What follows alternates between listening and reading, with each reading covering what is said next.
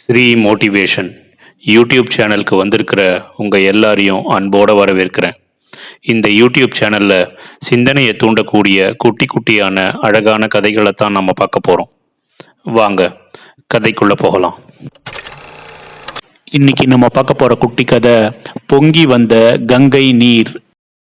ஸ்ரீதர வெங்கடேச தீட்சிதர் ஐயாவாள் அப்படிங்கிறவர் தஞ்சாவூர் மராத்திய அரசுக்கு உட்பட்ட திருவிடைமருதூர் அப்படிங்கிற ஊருக்கு அருகில் உள்ள திருவிசநல்லூர் அப்படிங்கிற கிராமத்தில் வாழ்ந்தவர்.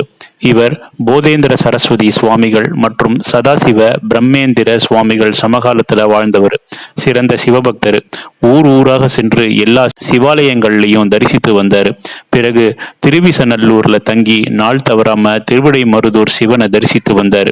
இவர் வாழ்க்கையில் நடந்த ஒரு சம்பவம் கங்கையை அவர் வாழ்ந்த திருவிசநல்லூர் கிராமத்திற்கே அழைத்து வந்தது.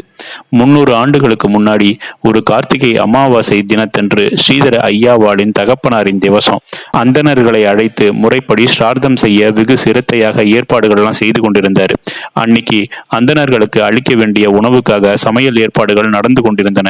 அப்போது தாழ்த்தப்பட்ட வகுப்பை சேர்ந்த ஒரு முதியவர் ஐயாவாள் வீட்டு வாசலுக்கு வந்து, ஐயா, மிகவும் பசிக்கிறது, ஏதேனும் ஒண்ணு தாருங்களேன் அப்படின்னு கேட்டாரு.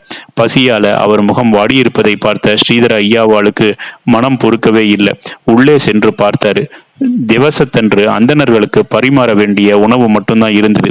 இதை இவர்களுக்கு மட்டுமே உண்ண வேண்டும்.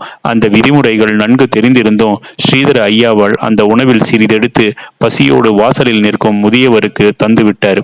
அந்த முதியவரும் அந்த உணவை நன்றியோடு பெற்றுக்கொண்டு உண்டு விட்டு அங்கிருந்து போயிட்டாரு. இதை பார்த்த அந்தணர்கள் மிகுந்த கோபம் அடைந்தாங்க. என்ன தைரியம் உங்களுக்கு? ஸ்ராத்தத்திற்காக தயாரித்த உணவை ஸ்ரார்த்தம் நடக்கும் முன்பே யாரோ ஒருவருக்கு அளித்து விட்டீங்களே, இது எப்பேற்பட்ட தோஷம்? இந்த தோஷம் போக வேண்டும் அப்படின்னா காசிக்கு சென்று அங்கு கங்கையில் நீராடி விட்டு வர வேண்டும், பின்புதான் திதி கொடுக்க முடியும் அப்படின்னு சொல்லிவிட்டு சென்று விட்டாங்க. ஐயாவாள் அதிர்ச்சி அடைந்தாரு. காவிரி கரையில் இருந்து கங்கை கரைக்கு செல்ல பல மாதங்கள் ஆகுமே, ஆனா திதி இன்றுதானே கொடுக்க வேண்டும் அப்படின்னு மிகவும் மனம் வருந்தி சிவபெருமானு துதித்தாரு.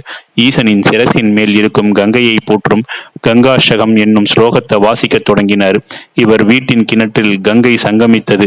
அவரது வீட்டு கிணற்றிலேயே கங்கை பிரவாகமாக பொங்கியது. இதனால சிறந்த சிவபக்தரான ஸ்ரீதர ஐயாவாளின் பெருமையை அந்த கிராமமே உணர்ந்து கொண்டது. ஆனா அதே சமயத்துல இதில் அந்த திருவிசநல்லூர் கிராமமே வெள்ளக்காடா மாறிச்சு. இன்னும் சற்று நேரத்துல அந்த ஊரே மூழ்கிவிடும் நிலையும் ஏற்பட்டது. இந்த வெள்ளத்தில் இருந்து அந்த கிராமத்தையும் ஊர் மக்களையும் காப்பாற்றிவிட அவரையே அனைவரும் வேண்டினாங்க. இதையடுத்து ஐயாவாள் கங்கையை மீண்டும் துதித்து தனது வீட்டு கிணற்றிலேயே தங்கும்படி பிரார்த்தனையும் செய்தார். வெள்ளம் மெதுவாக வடிந்து ஊர் இயல்பு நிலைக்கும் திரும்பிச்சு. இந்த அற்புதத்தை கண்ட அந்தணர்கள் திரும்பி வந்து ஸ்ரீதர ஐயாவாளின் மேன்மையை உணர்ந்து அவரிடம் மன்னிப்பும் கேட்டாங்க. தங்களுக்கு கங்கையில் நீராடி நல்ல முறையில் திதியையும் முடித்து கொடுத்தாங்க. சம்பவம் நடந்த அன்று ஸ்ரீதர ஐயாவாளுக்கு திருவிடைமருதூர் சிவனை தரிசிக்க போகவே இல்லை. அன்று மாலை ஈசன் கருவறையில் ஒரு துண்டு சீட்டில் ஐயாவாள் வீட்டில் உணவருந்தியதால அன்று இரவு தனக்கு நைவேத்தியம் வேண்டாம் அப்படின்னு எழுதி வைத்திருந்தது. இதை பார்த்து அந்த கோவில் இருந்த அனைவருமே ஆச்சரியப்பட்டாங்க. ஒரு ஏழையாக வந்து ஐயாவாள் வீட்டில் உணவருந்தியது ஈசனே அப்படின்றத உணர்ந்து அனைவரும் ஐயாவாளின் மகிமையும் பெருமையையும் புரிந்தவாறு கையை கூப்பி வணங்கினாங்க. வருடம் கார்த்திகை அமாவாசை என்று திருவிசநல்லூரில் ஐயாவாள் வீட்டு கிணற்றில் பொங்கி வரும் கங்கை நீரில் நீராட ஆயிரக்கணக்கான பக்தர்கள் அங்கு வர்றாங்க அப்படின்னு இன்னைக்கும் பேசப்படுது. கடவுளை பொறுத்தவரை உயர்ந்த குலம் தாழ்ந்த குலம் அப்படிங்கிறது எதுவுமே கிடையாது. கடவுளை பொறுத்தவரை நாம் அனைவரும் குழந்தைகளே, அவரை பொறுத்தவரை நாம் அனைவரும் சமமானவர்களே. இந்த குட்டி கதை உங்களுக்கு பிடிச்சிருக்குன்னு நினைக்கிறேன். பிடிச்சிருந்தா லைக் பண்ணுங்க, கமெண்ட் பண்ணுங்க, உங்க ஃப்ரெண்ட்ஸுக்கு ஷேர் பண்ணுங்க. நன்றி.